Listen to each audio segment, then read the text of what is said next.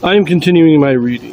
What I'm doing in this series is to read through the entire standard works of the Church of Jesus Christ of Latter-day Saints. This consists of the Bible, the Book of Mormon, the Doctrine and Covenants, and the Pearl of Great Price.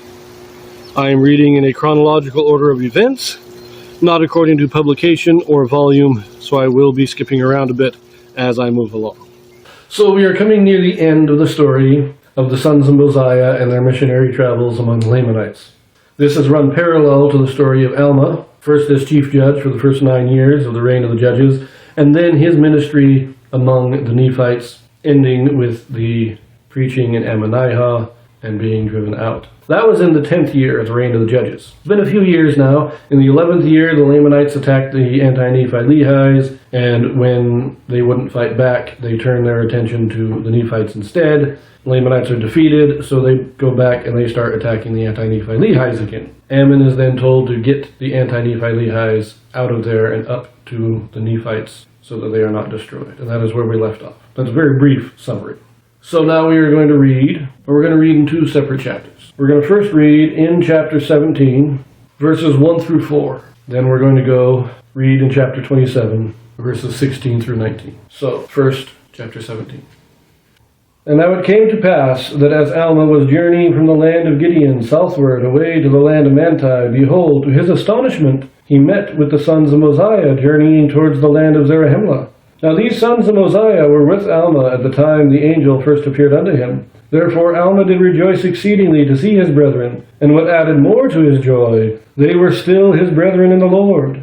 Yea, and they have waxed strong in the knowledge of the truth, for they were men of a sound understanding, and they had searched the Scriptures diligently, that they might know the word of God. But this is not all. They had given themselves to much prayer and fasting. Therefore they had the spirit of prophecy and the spirit of revelation. And when they taught with power and authority of God. And they had been teaching the word of God for the space of 14 years among the Lamanites, having had much success in bringing many to the knowledge of the truth. Yea, by the power of their words they were brought before the altar of God to call on his name and confess their sins before him. Now the rest of this chapter we've already read. It was the beginning of their missionary journeys. This tells us, Alma, they were with Alma when he saw the angel. They were converted at the same time. And it was about 9 years later that they leave on their mission among the Lamanites. Alma hasn't seen him since then. He apparently hasn't gotten any word about what's going on. Remember, there was a correspondence between the Anti-Nephi-Lehies and the Nephites. But apparently Alma didn't get the update. He didn't get the memo. And so when he meets them, it's a great reunion for him. Not only that he is seeing his friends for the first time in 14 years, but they are still faithful. Not only are they still faithful, but they have grown in faith. It is a great thing of joy for him. Now this tells us that now we are in the 14th year of the reign of the judges. They've been gone for 14 years. They left in the first year. That might be in the 15th year of the reign of the judges, but you get the point. It's right around in there, which would put us in about the year 77. The destruction of the city of Ammonihah was in the 11th year of the reign of the judges, so this is 3 years later.